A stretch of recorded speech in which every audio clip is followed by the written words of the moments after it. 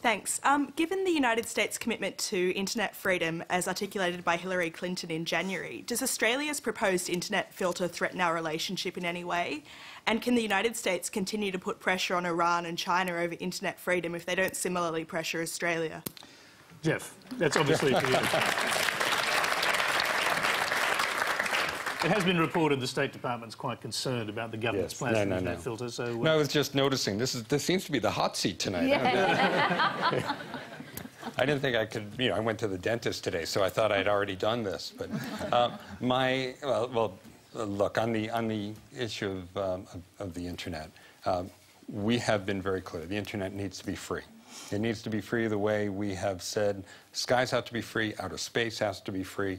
The polar caps have to be free, the oceans have to be free. They have to be shared. They're shared resources of all the people of the world. To the extent that there are disagreements and trying to find the right balance between law enforcement and respecting that general principle, we work with our friends. And so we've been working with Australia on this issue. We've had healthy discussions, and I'm sure we'll be able to find a path forward. What did you say to them?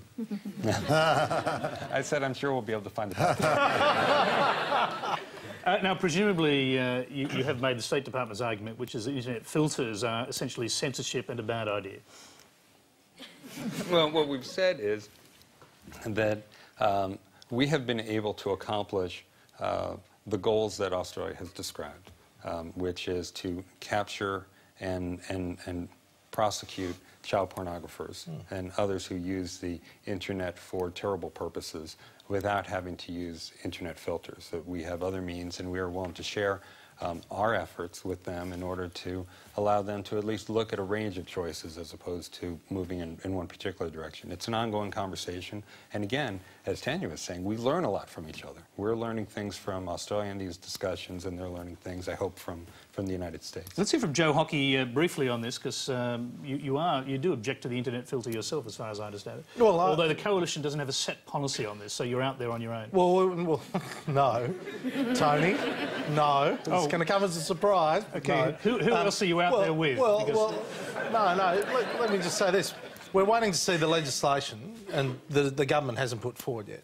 But from my perspective, I totally agree. I totally agree about the internet. We all want to close down and prosecute and put in jail people involved in peddling child pornography and other horrendous materials. The question is, how do you do it? And the proposal from the government is potentially going to make the internet slower. It is going to potentially close down legitimate sites that are being used by people. It could have, an impact on other sites if there's a particular YouTube video, for example, that is deemed offensive by the government. It may well slow down YouTube for all Australians. These are the sorts of things that haven't been addressed, and the material will still be distributed by email and by a range of other mechanisms that can be used apart from the traditional HTTP addresses. And that's why I think we should go back to what we proposed, and that is about families having filters provided to them in the home and people accepting personal responsibility for what goes on in their own home, rather than expecting cameras to do it. OK, I'm going to get a response, a brief response from Tanya Pilberseck on behalf of the government. Well, Joe, people taking responsibility in their own homes is one thing if they want to not look at child pornography and they don't want their kids to look at child pornography, but if they want to look at child pornography, a home-based filter isn't going to make much difference. No, that's... Well, you were just confusing two issues. That's true. Well, no, you're actually prosecuting now, quite appropriately, anyone in possession of child pornography. That's been going on for years. It's against the law. Yeah. What you're saying is you're a partial solution that's going to fail because it opens up... And you're saying that domestic filters that people can choose to put on will pick up child pornography, and I'm saying it will only pick up child pornography if you apply a filter. It won't pick it up if it's sitting in the internet, right? And the reason that we're trying to shut down this material, it's material that you can't go to the shop and buy, it's material you can't access legally in any format. It is a difficult issue. I understand the technological complexities. I understand people fear the slowing down.